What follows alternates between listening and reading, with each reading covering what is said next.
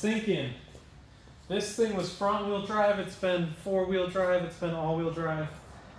We're gonna take these today and we're gonna make it rear wheel drive and hopefully do a smoky burnout and not break anything. Putting this thing on the lift sucks. It's so low to the ground, and by low I mean, look at that. We got these coilovers maxed low, and getting this thing on the lift, I have to put it in neutral, push it back, and then use this little tiny floor jack right here and lift it up just so I can get the lift points underneath. First world problems having a lift. Just FYI, this is going to be really clickbaity on the title on how to convert your Taurus to rear wheel drive. This is not the way you want to do it. It's all bad. It's only for fun. It's going to get put back to 4-wheel drive as soon as we do a smoky burnout and hopefully not break something, right? We're going to F around and find out though.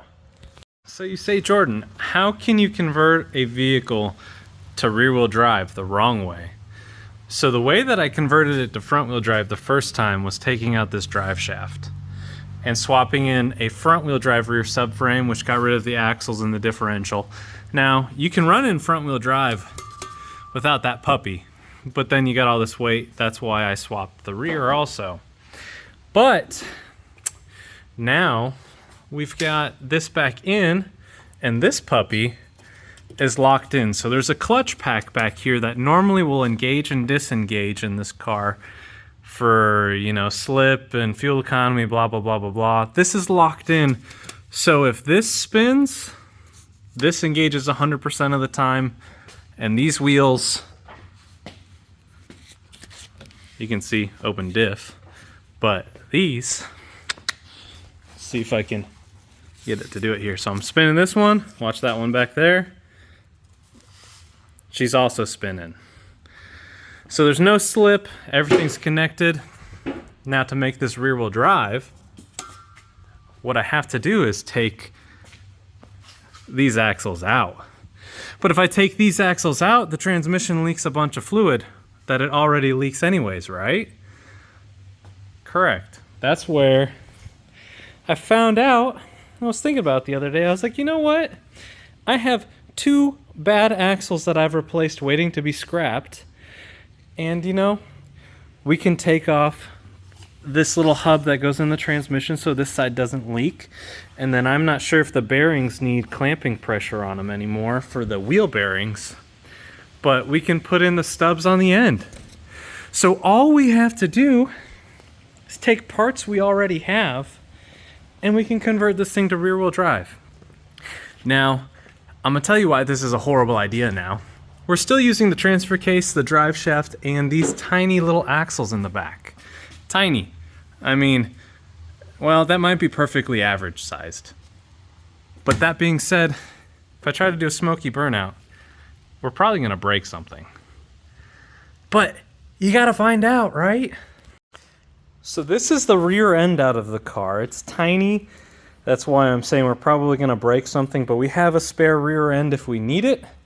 But other than that, the differential is an open diff. So when you hear people say one wheel peel, kind of back to me spinning this, spin this one. The one spins the other way. So we're only gonna be spinning one tire anyways, which is probably gonna save some things, let's be real. So, who knows? Let's find out. All right, this is the passenger side. All we need off of this one is the axle stub end. I don't know what the technical term is for that, but we have to take off this boot and then hit this off, and then the passenger side should be done. And then the driver side, we need this side that goes into the transmission. We don't need it on this side because it has a half shaft, which will stay in place. And then we need the stub end off of this one.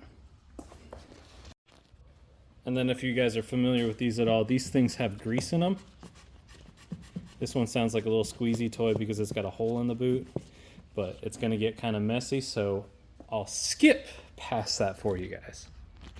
All right, I've never given up on something so fast in my life, but I got the one super essential piece We're not gonna have the side that goes into the wheel bearing, but I'm not moving far. And I think that these don't need that specific clamping pressure. I think they're a unit that doesn't, at least the rears don't from my experience, but who knows. So I'm gonna get this one swapped in on this side when I take that axle out. And the reason we don't need it on this side is because there is a half shaft right here, which goes into the PTU, which the PTU is leaking like a son of a gun anyways. I've already got drips all over the ground. But if it leaks it, it has it.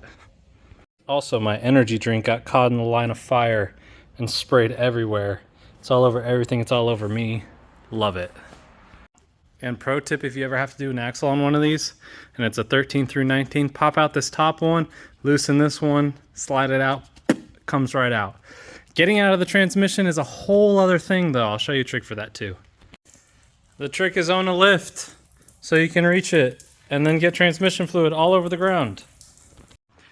All right, so technically speaking, I have no idea what I'm talking about with the wheel bearings and the pressure that they need, because some do, some don't, so don't quote me on any of that. Don't do this anyways. But technically now, the car is rear-wheel drive. Let's see if it works. I'm not even gonna cut this because I'm gonna just let you guys see me get into the car.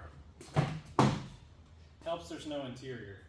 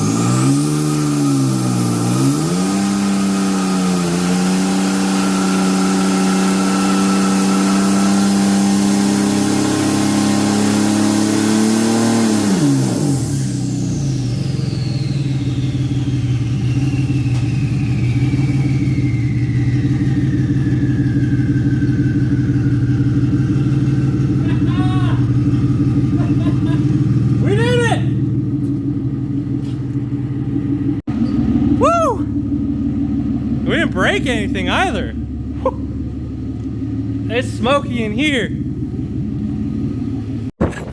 Oh my gosh, it is smoky. Whew. Can't hardly see in here. I need to check out that footage. All right, we got some water this time. We're gonna try one more time. I'm having troubles with it staying in the selected gear because it keeps automatically upshifting, but we're gonna try and feather it a little bit better and see if we can get a little bit more wheel spin.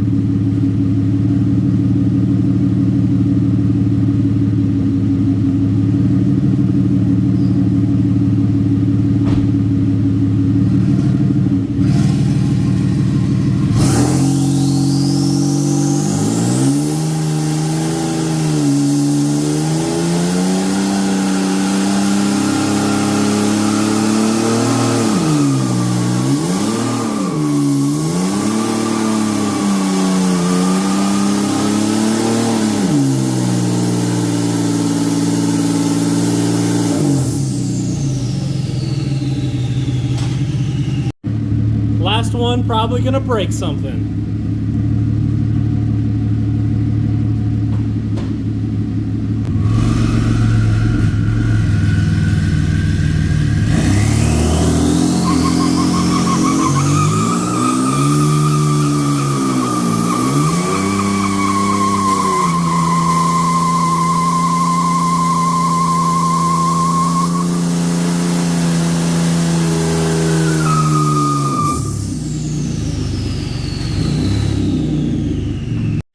Don't mind the crazy hair, but getting converted back to four-wheel drive, had a little bit of a blast doing this.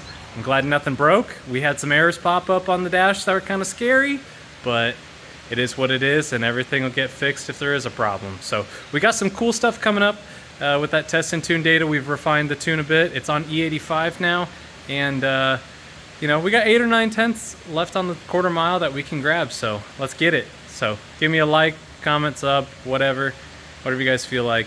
Appreciate you. Bye.